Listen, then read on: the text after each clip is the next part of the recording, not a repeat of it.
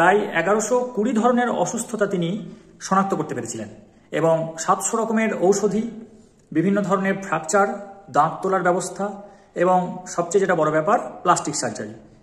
এছাড়াও আরও নানান বিষয়ে মানে চিকিৎসারই নানান বিষয়ে তিনি কিন্তু সিদ্ধহস্ত ছিলেন এবং সুশ্রুত সংহিতাতে তিনি সবই লিপিবদ্ধ করে গেছেন।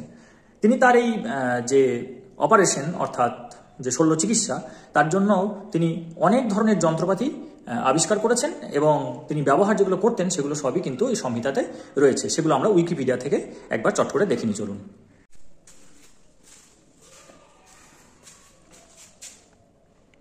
এ দেখুন, অর্ধধারা শস্ত্র, অতিমুখ শস্ত্র ইত্যাদি নানান ধরনের ছুরি কাঁচি তিনি শল্য চিকিৎসার জন্য ব্যবহার করতেন।